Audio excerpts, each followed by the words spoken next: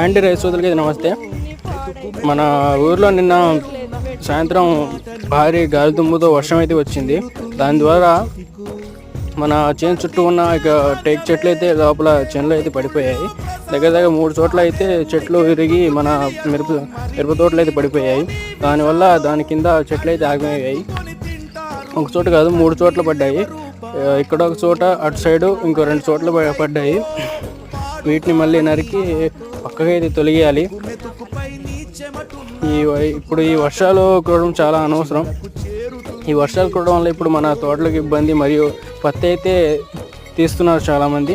పత్తి మొత్తం పలుకుతుంది, అవి మొత్తం ఆగమవుతున్నాయి, నలుపొస్తున్నాయి. పత్తి అయితే తీయడం అయితే కావట్లేదు.